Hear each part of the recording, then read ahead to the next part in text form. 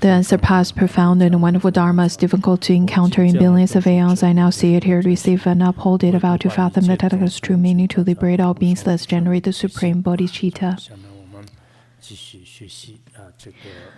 Let's continue with our class on the Surangama Sutra. Currently, we are talking about the experiences and the stories of the realization of 25 great disciples of the Buddha. Previously, we've already covered the stories of the 5 roots and then the 6 objects. And then we still have the 6 consciousness and the 7 great to cover.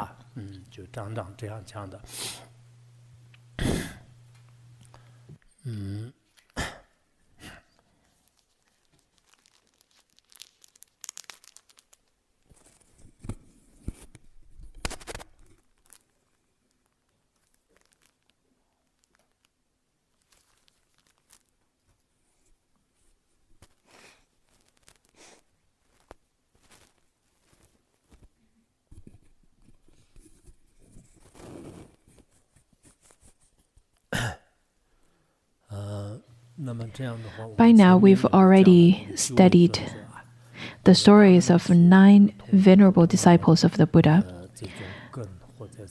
Each of them explained the situation and their experience of attaining realization. Today, we will look at the 10th disciple. He mainly explained about his realization from the angle of body.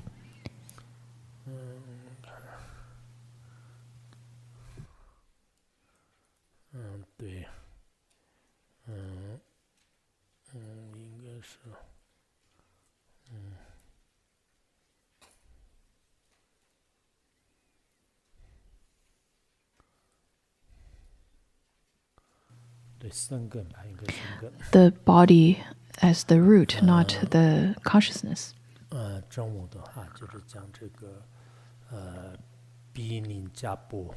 His name is Pilinda Vatsa.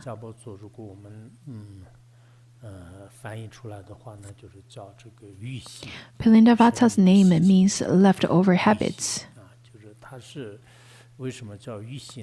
Why is he named in such a way? It is because this name represents the fact that he still carried with him many habits from his former lives. In his past life, he had been reborn as Brahmins for 500 years, for 500 lifetimes. For that reason, he carried the habitual tendency of arrogance. Also, he has some miraculous powers. For example, at the time of crossing over the Ganges River, he was talking to the water spirit, saying that, "You, my little servant, please stop the flow." And then the water spirit was not happy with that at all. So the water spirit went to Shakyamuni Buddha, and then Shakyamuni Buddha also scolded him by telling him that you should not be arrogant. And out of his habitual tendency, though he went to apologize to the Ganges River spirit, but he addressed him again by saying that, "Little servant, do not be angry. Do not have aggression." Even after being scolded by the Buddha, he still carries this habitual tendency. Also, some said that the spirit of the Ganges River used to be his servant in the past life. That is how the 2 sentient beings conversed in such a way. Both carried on their habitual tendencies from previous lives. Anyhow, his name basically represents the fact that he still carried with him many habits from his past life. Pilinda Vatsa arose from his seat, bowed at the Buddha's feet, and said to the Buddha,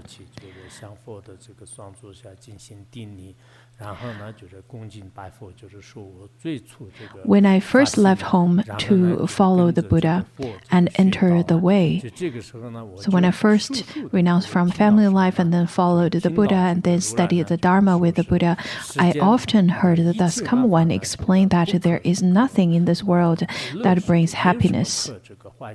There's nothing to be happy about in this world. As you know, that everything in this world is of suffering, is of empty nature, is without a self, and is impermanent. So, whatever we see as happiness, in fact, are not trustworthy, they're not stable, and they would eventually decay and destruct. So the Buddha often told me that there is no happiness in this world. And then he continued to tell his story. Once when I was begging in the city, I was reflecting on this Dharma door, on this Dharma teaching, and did not notice a poisonous thorn on the road until it had pricked my foot. My entire body experienced physical pain, but my mind also had an awareness. Though it was aware of strong pain and recognized the feeling of pain, I knew that in my pure heart there was neither pain nor awareness of pain. While Plintavatsa was walking to the city and begging for alms, he kept on contemplating on how there is no happiness in this Saha world, and he was contemplating upon the suffering and emptiness as well as no self, all of those kinds of teachings. Maybe because he was very much focused, without paying attention, a thorn pricked his foot.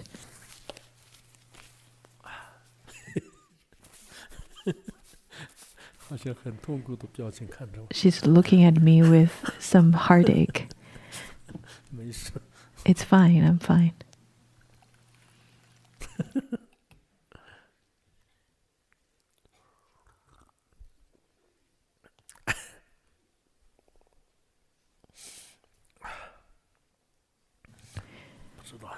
Not sure what's happening with his body. Well, his body endured lots of pain.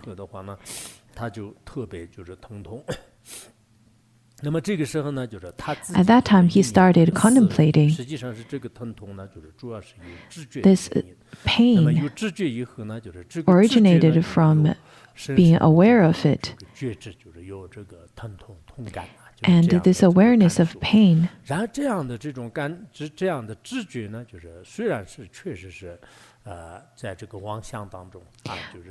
indeed is the painful sensation within conventional feelings.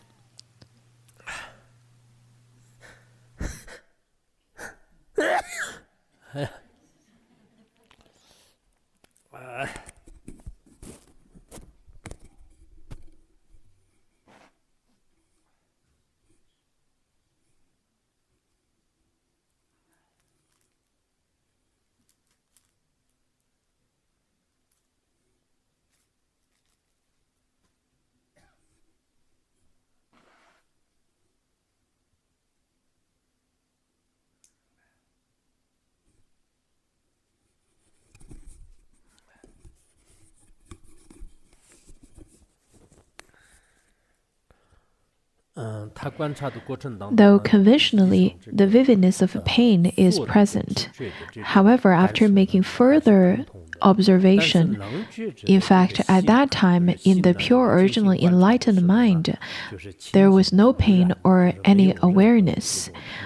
Though that the pain as an object can be observed, but there is no solid existence of the feeling of pain, nor the solid existence of the subject that feels the pain, which is awareness. So there was neither pain nor awareness of pain.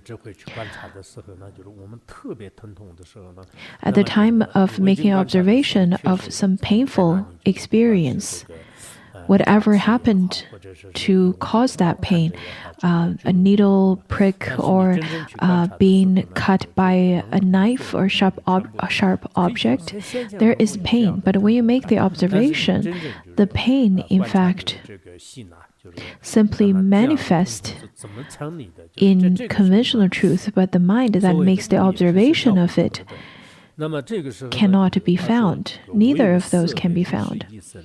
So at that time, he said that I also thought, is it possible for one body to have two awareness? Having reflected on this for a while, my body and mind were suddenly empty. After 21 days, my outflows disappeared. I accomplished arhatship and received a certification in person and a confirmation that I had realized the level beyond study. So after he made contemplation again, thinking that if the pain mainly comes from this body, well, if you have not attained realization of emptiness yet, then wherever you go, you would carry pain with you. According to the Tattva Siddhi, it says that the body is the cause for suffering. As long as we have the body, then we will hold the cause of suffering. Also, wherever this body travels to or goes to, the perception of suffering would be existent. So wherever we would go, we would carry this cause of suffering and suffer because of it. Some people feel that, well, as long as I am in Larungar, my health is not that great. I don't have a primal situation to feel better. If I were to go to Chengdu, it would be better. But maybe your body will suffer more from illness or pain if you were to go to Chengdu, and maybe go to other places might be better or not. As long as our mind have not attained realization, the suffering will also continue, will not be interrupted. As long as we do not attain realization, there will be all kinds of pain associated to body. So as long as it is to say, as long as we carry this vessel of suffering, then we would suffer from it. As the body is the vessel of suffering, the condition of suffering, the root of suffering, we should contemplate it in such a way. At the time of contemplating, the mind that feels pain and the sensation of pain, so Palindavata kept on practicing in such a way, and not long after, all of a sudden, the sensation of pain and his body all became empty. He abided in his realization and protected this realization, as it is often said in the Zen tradition. So after practicing for 21 days, all of the outflows were purified, and he attained arhatship. And then the Buddha himself certified him and verified his realization, which is the fruition beyond study. And then in the sutra it says that the Buddha asks about perfect penetration. As I have been certified to it, purifying the awareness and forgetting the body is the superior method. So the pure awareness, purifying the awareness, and forgetting the defiled body and mind is the superior method. Because right now, our body is the condition to suffering. If we were to recognize the nature of it, which is pure, then it can become the cause to attain realization. To Palindavata, the body, the purifying awareness and forgetting the body is the most superior method. Sometimes when we, by accident, encounter certain pain or suffering, such as prickle with the thorn, my foot was prickled with a thorn, but I haven't attained realization because of it. I am still feeling a sense of pain. So sometimes the pain could become a cause to come to realization. This is the 10th one. Now let's look at the 11th one, which is by relying on the mind consciousness. This is the story of Shubhati. Shubhati's name means born into emptiness, because at the time of birth, Shubhati's home, within his household, lots of the provisions just vanished, and everything suddenly became empty. His family members being quite terrified, so they invited a fortune teller to foretell what happened with all the signs. And then the fortune teller was very good and told the family members, saying that, in fact, this baby would be quite auspicious. The birth of this baby would be quite auspicious. And that is why he was also called Good Appearance. So Shubhati is considered as the foremost in understanding emptiness. The Diamond Sutra was the teaching that the Buddha gave mainly to Shubhati at that time. Shubhati arose from his seat, bowed at the Buddha's feet, and said to the Buddha, "From distant kalpas until now, my mind has been unobstructed. I remember as many of my past lives as there are sands in the Ganges River.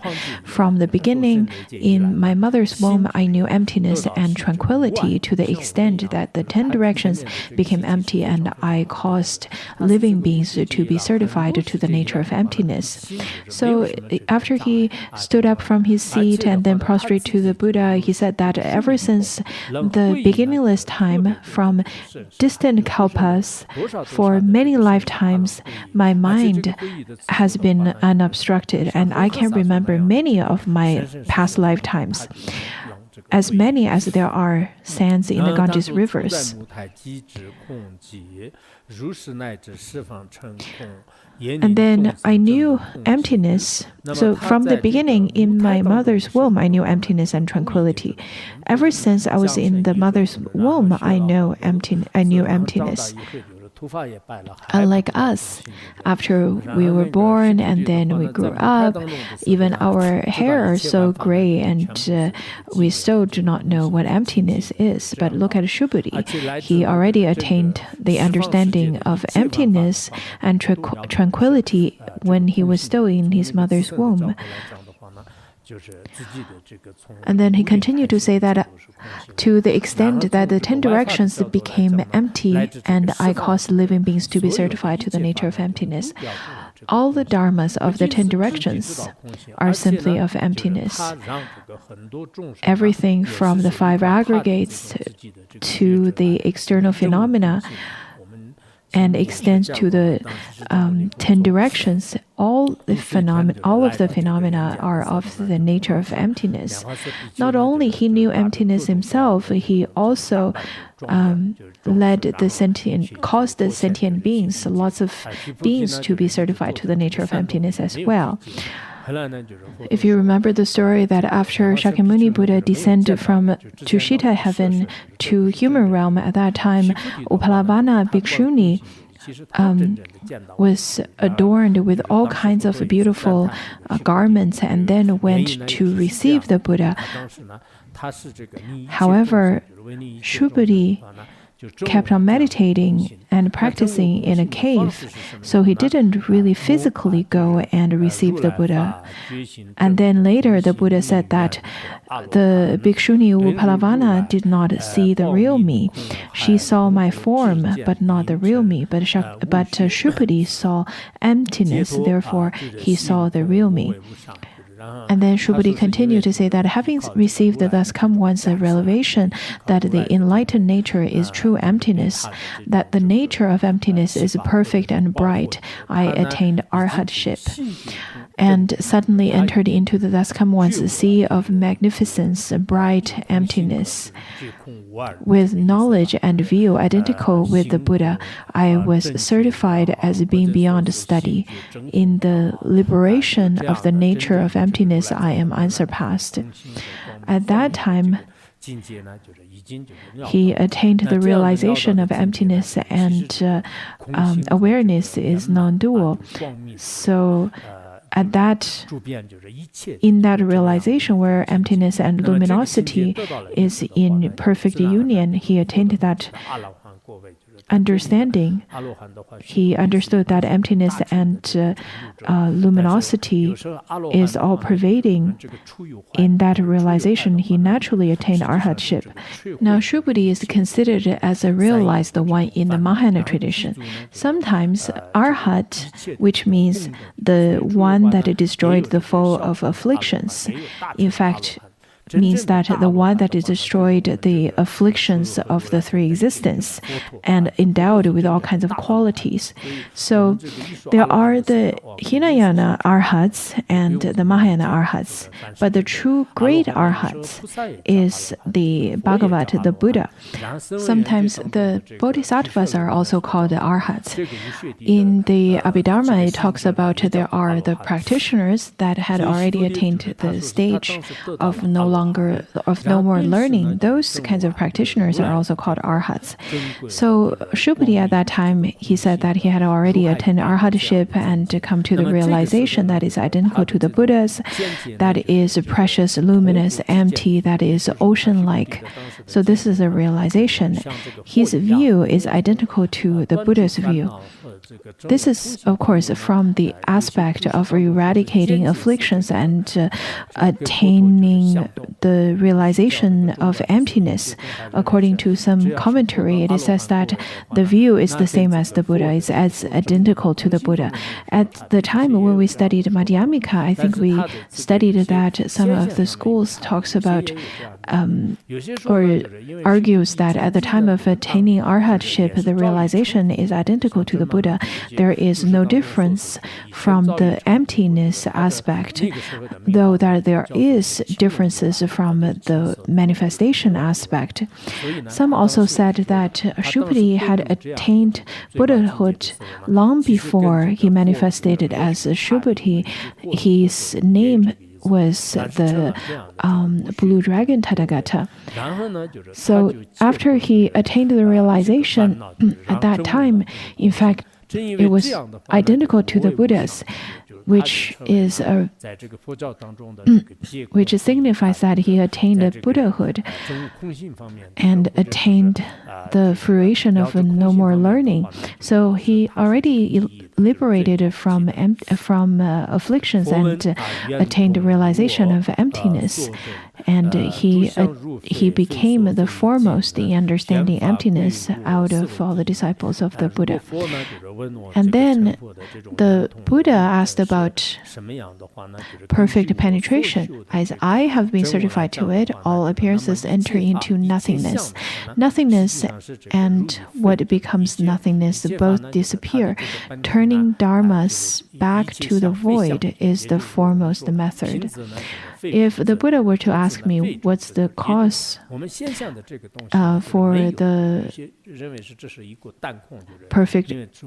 perfect penetration, then according to my personal experience, it is that as I have certified to it, all appearances enter into emptiness. In fact, nothingness and what becomes nothingness both disappear. It is not a simple emptiness. And then at the end, turning dharmas back to the void is the foremost method. So after turning back, whatever kinds of dharma it is, the form or the emptiness, or form and emptiness both, or neither form nor emptiness, in fact, they are simply empty. That is the great emptiness. The mind, the root of mind,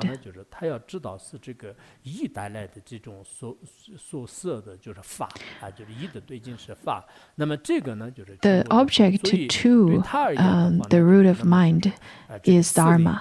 So at the time of attaining realization that all are simply empty, he then realized that mind is the foremost or the most supreme method to him, because he attained realization of emptiness by mind. each of the noble disciples relied on various kinds of methods to attain realization. Now let's look at the next. Shariputra arose from his seat, bowed at the Buddha's feet, and said to the Buddha, "From distant kalpas until the present, my mind and views have been pure. In this way, I have undergone as many births as there are grains of sands in the Ganges. As to the various transformations and the changes of both the mundane and the transcendental, I am able to understand them at one glance and obtain non-obstruction." Shariputra, as you know, he got this name because of his mother.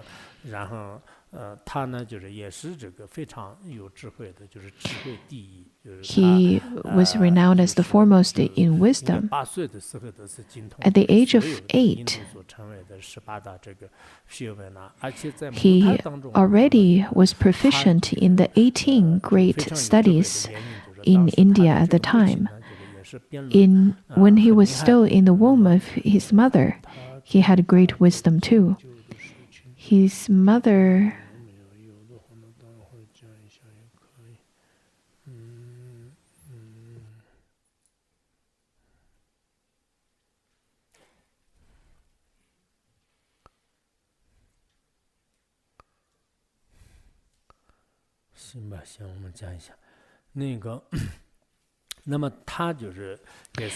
Okay, so Shariputra arose from his seat, also prostrated to the Buddha's feet, and then said to the Buddha, saying that from distant kalpas until right now, my mind and views have been pure.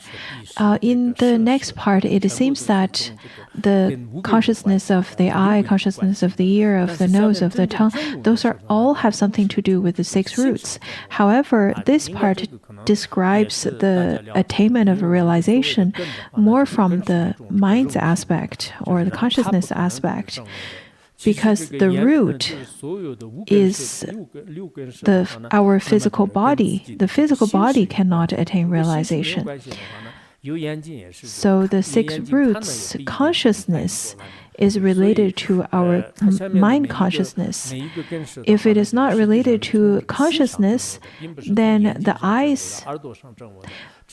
itself cannot attain realization. It is really attaining realization from the mind, not from the eyes.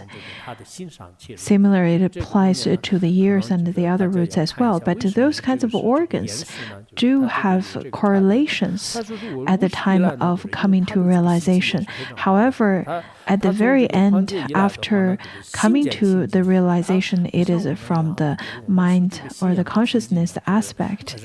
Now let's look at the eye consciousness. He said that, well, from the beginningless time, his consciousness, his habitual tendencies is quite pure, and his mind is quite pure. He's unlike us. Our eyes are not pure. Our eye consciousness, usually our eyes would see things and then our mind would generate dualistic thoughts and wrong views. However, for Shariputra, whatever he sees, since his roots are pure, he doesn't generate any greed or aggression like we would. Whatever his eye sees, everything is pure. And whatever he sees do not bring him any afflictions to his mind consciousness, to his mental consciousness, rather would generate wisdom. So he attained realization by simply looking. It is because his eye consciousness is pure. For as long as the years, the numbers of his past lives in the sands of Ganges rivers, his eye consciousness and mind consciousness were purified. And at the time he sees the different changes of the mundane and transmundane, including the birth and death, the changes as well as dwelling. he attained the nature of the Dharma without any obscuration. We would not be able to do that. In fact, it's very difficult for us to even come to the realization of others' characters, of other people's characters. But for Shariputra, as long as he sees whatever that is mundane or transmundane, he would be able to understand it fully. Unlike him, we would not be able to see other people's characteristics, even after dealing with them for a long period of time, or even if we were just to look at a vase for a long period of time, we would not be able to understand that it is impermanent. It takes us a very long period of time to see the nature of all phenomena. But for Shariputra, since he has the wisdom, he would be able to see and then see the nature of the things. In terms of his story of attaining realization, it says that once I met Kashyapa on the Kashyapas, the three brothers of the Kashyapas, on the road, and I walked along with the brothers. The names of Kashyapas were included in Mahaprajna Paramita Shastra. And then they spoke about the causes and conditions, and I awakened to the boundless of mind.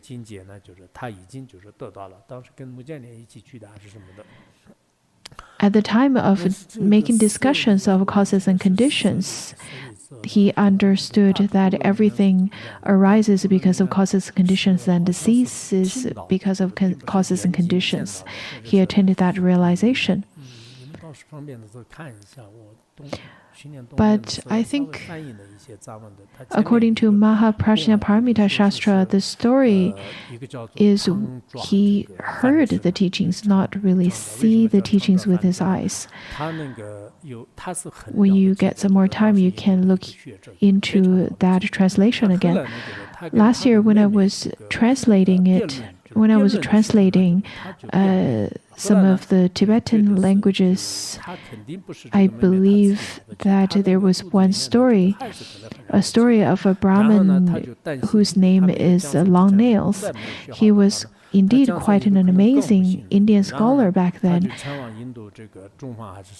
It was when he debated with his sister, but kept on losing to his sister. He then thought to himself, it is not that my sister got more brilliant, rather it must be the baby that she has in her womb. So she vowed to study diligently and to get proficient in the 18 categories of knowledge that is quite prevalent and well known in India at the time. And he vowed that if he doesn't understand all the 18 categories of knowledge, he would not cut his nails. He made that aspiration, and people said, no, it's not possible for you to completely understand and attain the knowledge of the 18 great categories of teachings. But he was very diligent and has great wisdom. When he finished his study, he went back to his home to see his nephew. That's the name of the sister's son, right? His younger sister's son, his nephew. So after he went to his younger sister's place and tried to find his nephew and wanted to debate with his nephew, his sister told him that his nephew is at the Shakyamuni Buddha's place. And then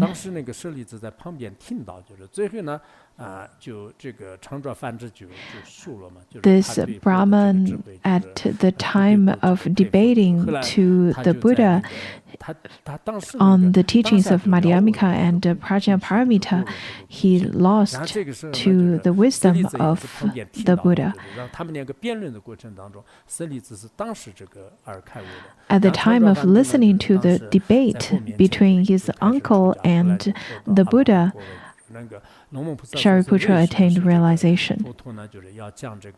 And then this Brahma long nails decided to also take the renunciation vow in front of the Buddha. And then later he also attained the fruition of arhathood. Nagarjuna once said that this is the reason of the Buddha would expound on the teaching of Prajnaparamitas. It is because after listening to the Prajnaparamita teachings, even the heretics would be able to attain realization. The long nail Brahmin must also clip his nails later. Just talking about clipping nails, I remembered that I had the opportunity of clipping nails for Pontsog Rinpoche.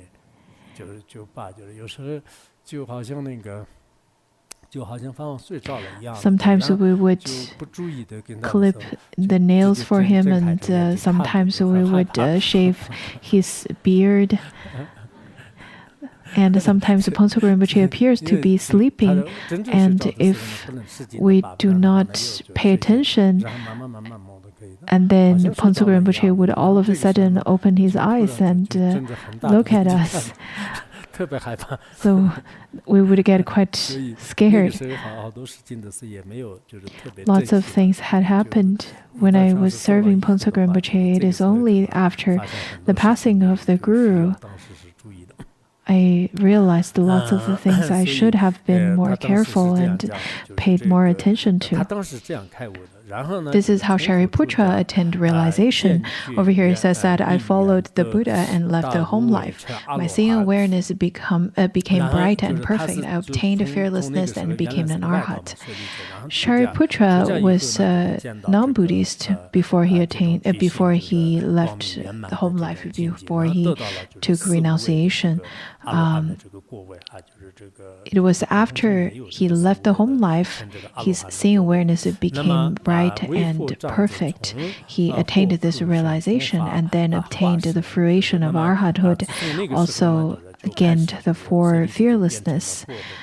The four fearlessness is in the common vehicle, the common vehicle for fearlessness. And then he continued to say that as one of the Buddha's elder disciples,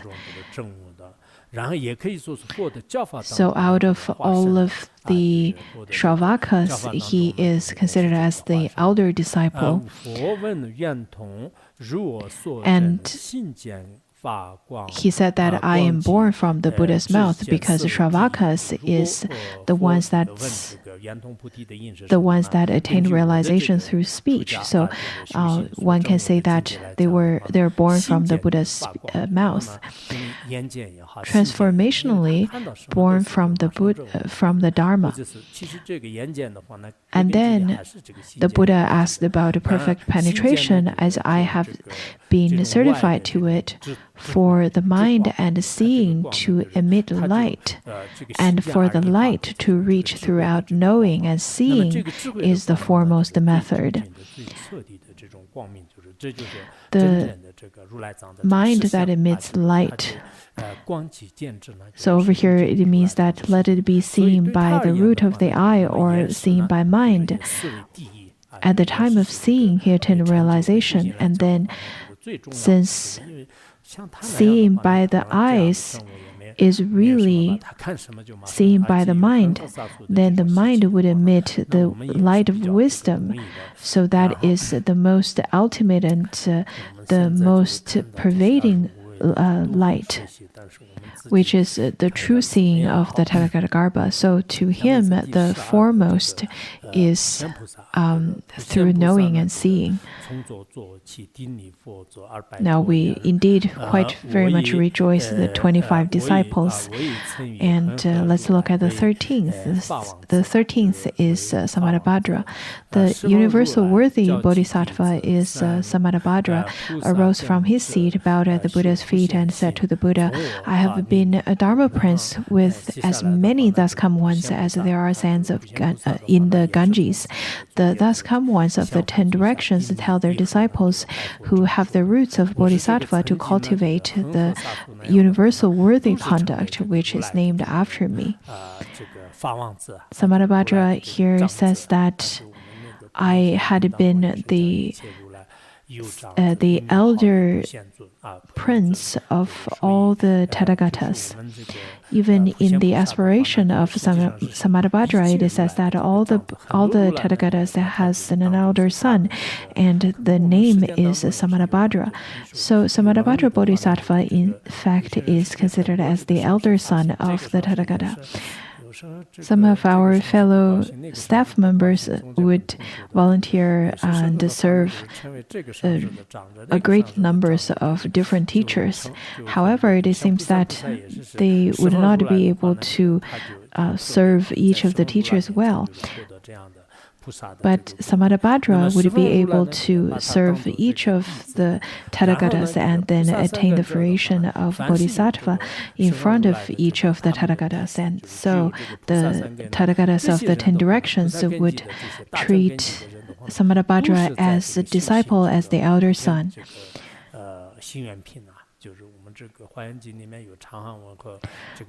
The ones with the virtuous roots, especially the Mahayana virtuous roots, would practice the aspiration of Samadhi.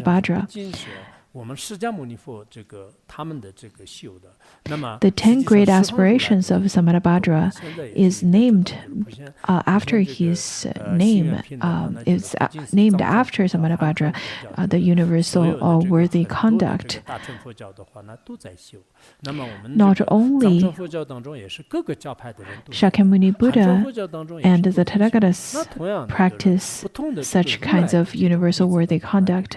In fact, the Buddhists, let it be the Tibetan Buddhists or the Chinese Buddhists, all the Mahayana Buddhists, all practice this universal worthy conduct as well. All the different practitioners of various schools and sects would also practice this universal worthy conduct. And then he started expounding his various merits first. He said that a world-honored one, use my mind to listen and distinguish the knowledge and views of living beings.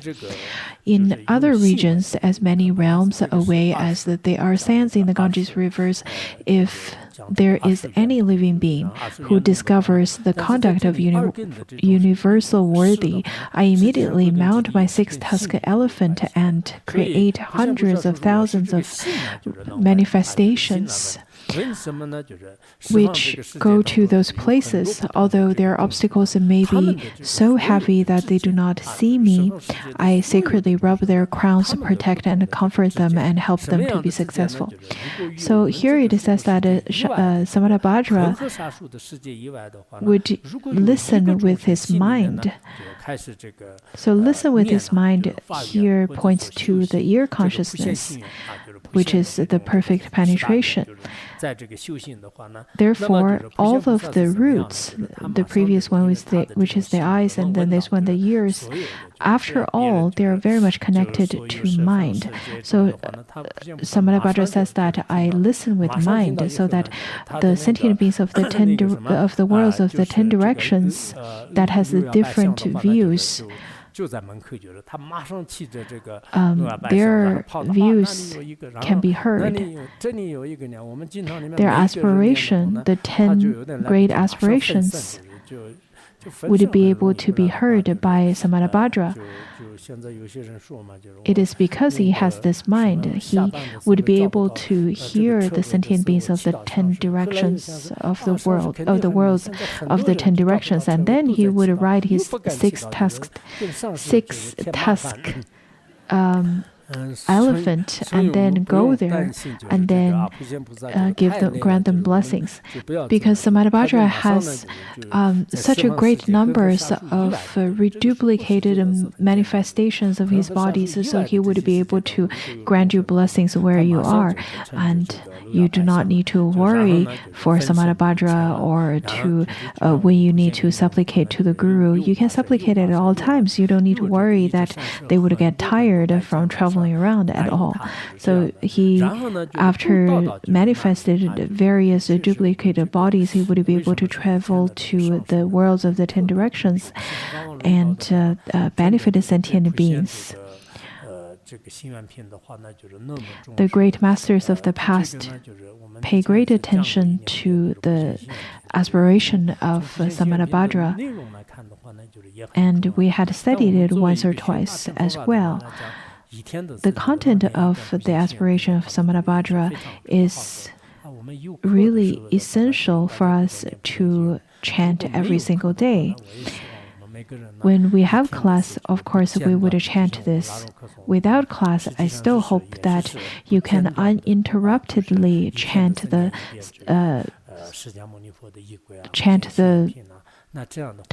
sadhana of Shakyamuni Buddha as well as the aspiration of Samantabhadra. In this way, your life would be very meaningful. Within us, there are people with the sharp capacity. They would be able to attain realization in this lifetime, even Rainbow Body in this lifetime. That is, of course, the best. Even if you can't do so, in this world, among such a large number of people, we had already received the teaching of the 6 syllables mantra, and we have the capacity to chant the Samantabhadra, the aspiration of Samantabhadra, and we can use the prayer wheels. And we can listen to Dharma teachings that's about 1 hour long, and we can chant for a long period of time. We chant all the way between 7:30 to 8, and then in the end we would chant the aspiration of Samantabhadra, which takes about 10 minutes. So if you can, even if you can't visualize very well, the merit is still not going to be in vain. I think that is, we should really consider ourselves as fortunate. I understand that we often would feel lots of suffering, that we have lots of afflictions and pain and lots of discomfort from the weather, from the food, from the reflections, and so on and so forth. Which could be very good, because all of those discomfort and all of those conditions would be very helpful for you to generate renunciation. Without generation, how could you attain liberation? But on the other hand, you can't only look at the negative aspects all the time. For example, the other day we studied from Ponso Rinpoche when he said that at the time of death we need to contemplate upon our virtuous deeds and visualize the virtuous deeds as really grand, and to also contemplate our even the biggest mistake are in fact quite menial. That being said, do not get into the extremes of feeling too proud of yourself, and too much confidence could be arrogance. The other day, I encountered a monastic who told me that whom asked me whether she is an important reincarnation of a certain monastic, a certain monk, and I wasn't sure what to say. To some of you, I think it is important to cultivate some confidence. Do not focus only on the negative, thinking that I don't have good practice myself, and I do not uphold the most pure precepts, and you would only focus on the negative. But you need to look at the positive as well. Look at so many sentient beings in this dark age, and the majority of them have not even had the opportunity to listen to the 6-syllabus mantra. And we still have the opportunity to still study the Mahayana teachings and read the wonderful stories of the 25 great disciples and how they attained realization by relying on various objects or various routes. So even by that, we need to be more confident. And then Samadhi Bodhisattva said that, well, the sentient beings, though out of really great negative deeds and karmic obscurations, would not be able to feel that I bestow blessings upon them by touching their crown. At that time of chanting the aspiration of Samadhi, if you were to feel that there is a little bit of itch on your head, that's maybe Samadhi giving you the blessings by touching your head. This is the Vajra speech of the Buddhas and Bodhisattvas. Even with our obscurations, we cannot see them, but they are constantly there to protect us and to console us, as well as grant us blessings by touching our head. By chanting the Samadhi aspiration, we would be able to dispel our inner, outer, and secret obstacles, so that our practice would continue without any obstacles. I myself really feel that whenever there are any little bit of obscurations and obstacles, because of the blessings of Samadhi, I feel that at the end of each year, we would be able to fulfill the teachings. We would be able to perfect and complete the Dharma teachings according to plan. Of course, there are lots of the protectors' blessings, as well as the Buddhas and Bodhisattvas' blessings, and there are people who can see it. Though maybe because of our obscurations are more loaded, we cannot really see the blessings from them. But as long as we would supplicate with great faith, then 1,000 rivers would be able to reflect the image of the moon in the rivers. So as long as we have faith, then the blessings of blessings of Samadhi can enter into our mind stream. This is quite important. To the disciples of Larongar, I think chanting the Tibetan version of aspiration of Samadhi could be a little bit faster. Just as a few days ago, many of you said that the Tibetan Umze chanted the aspiration of Samadhi way too fast. Ponsu Rinpoche instructed that the chant leaders should not chant too fast. If it was too fast, then it would be difficult to follow. The other day, when we had the ceremony, the parinirvana of Ali Midro, some of you told me that the chanting was too fast, but when I asked the Tibetan Lamas said that no, it was perfect. But I understand because the Tibetan language may be too fast for those of you who don't speak it.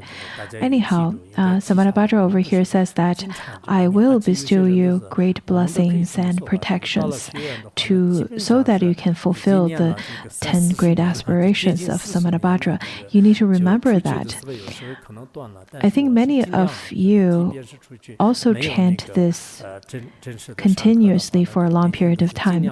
I myself, for example, I've chanted this for 30, 40 years, almost 40 years. Sometimes when I give teachings abroad, I try my best to fit the chantings into my schedule. Even if I can't, I try my best to make it up after.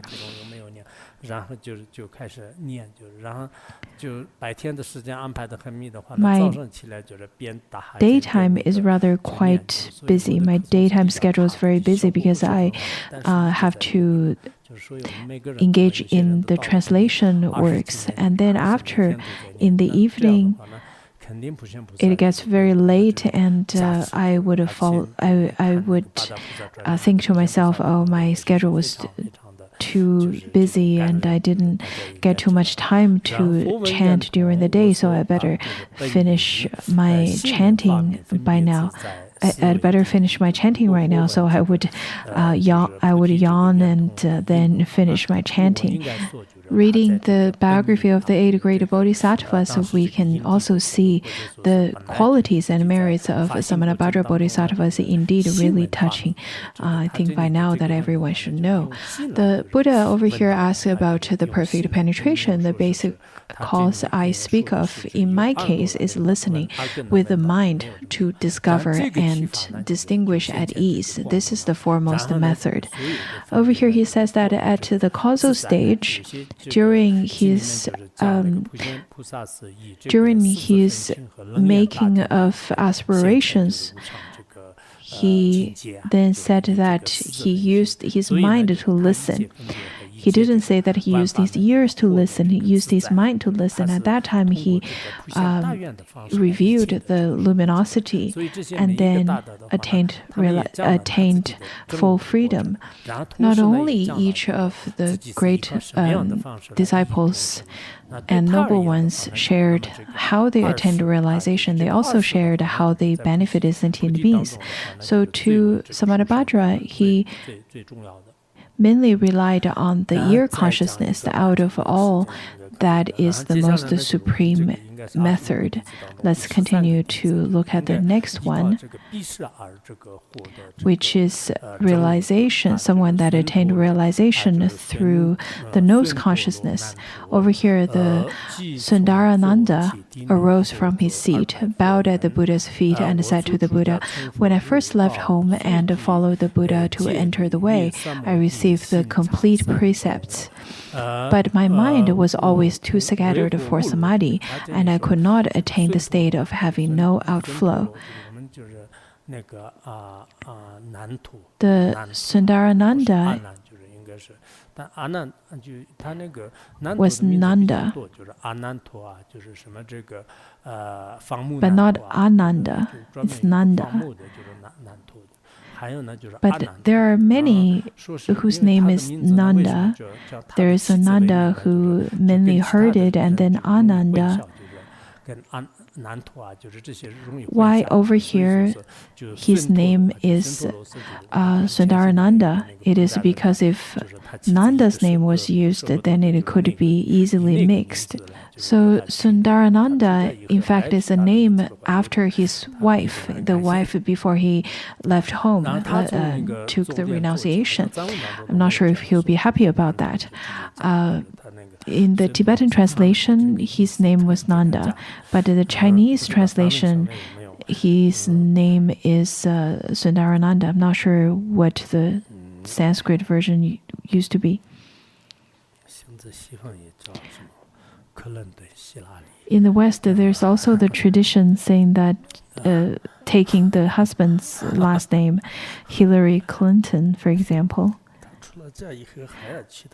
Why would he still take his wife's name after he already took renunciation? But the Tibetan version doesn't have Sundarananda, it was just simply Nanda. Anyhow, after he arose from his seat, prostrated to the feet of the Buddha, and then started to address the Buddha by saying that after I left home life and then studied with the Buddha on the Dharma teaching or on the Dharma path, though that I observed the pure precepts, however, I encountered lots of difficulties. It is that his samadhi is not very successful because his mind would be very scattered. He probably constantly thinks of his wife or other things. It is similar to Canyang Gyatso, where he stated that while practicing in retreat, he couldn't visualize the face of Buddhas. However, the faces of the relatives would naturally appear. While his mind was distracted and not able to attain the state of having no outflow, the world-honored one taught Kaustila and me to contemplate the white spot at the tip of our noses.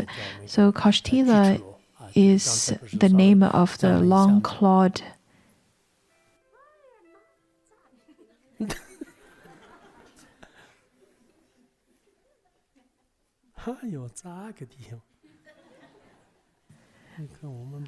Look at our senior practitioner here. She's probably 80 years old and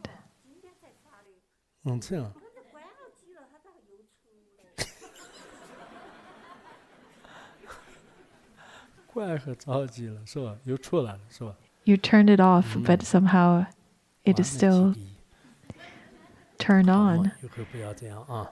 Okay. Since you're a senior practitioner, I'm not going to scold you about it, but be aware of it next time. And then over here, the long-clawed Brahman, the uncle of Shariputra. At the time, the Buddha taught them that they should practice by visualizing a white spot at the tip of the nose. Nanda at that time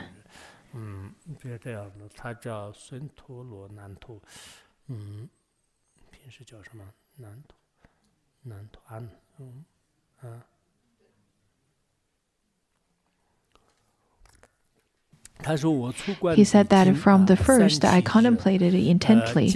After 3 weeks, I saw that the breath in my nostrils looked like smoke. When I inhaled and exhaled, my body and mind became bright inside, and I perfectly understood the external world to the point that everything became empty and pure like crystal. He said that at the very beginning, he visualized a white dot at the tip of the nose, and then it started to look like smoke when he exhaled and inhaled. This kind of appearance of white is the practice. This kind of form is, in fact, the visualization that is practiced by relying on the root of nose. The nose that uptakes the activity of inhaling and exhaling. With visualization, it manifested as a form of white. After practicing,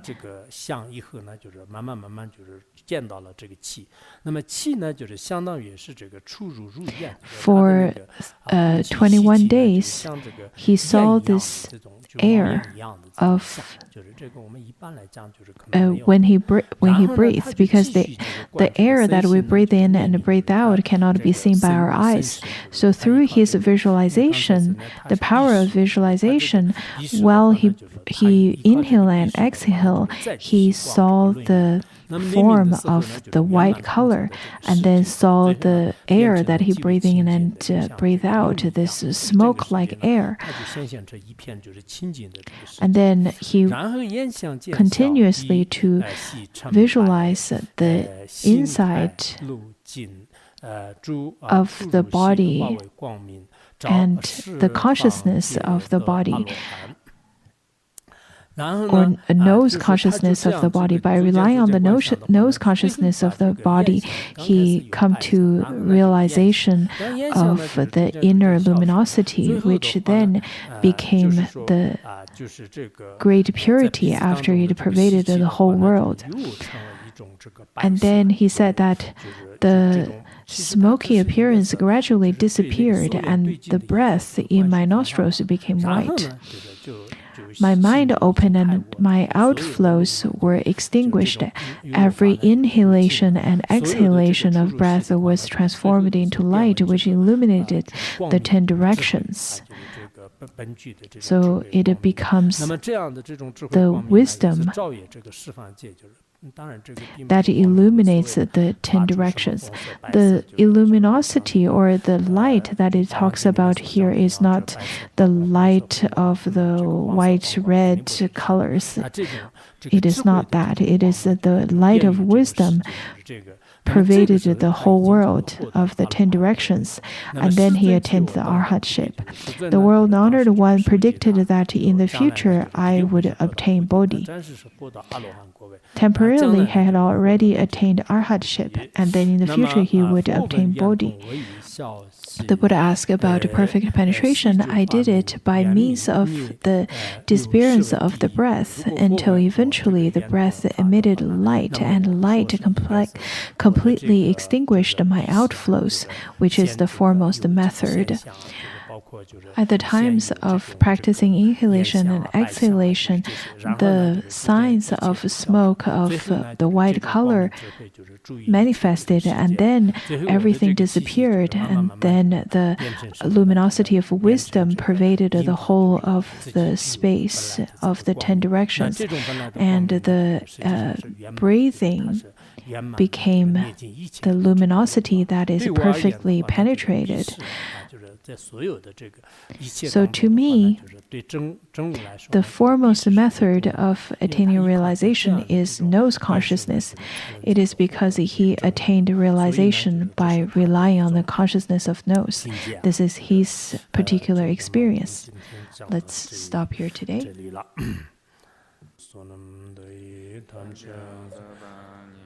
Tonani be jana pashe jang kirga nanchi walong chaba chaba sonen jola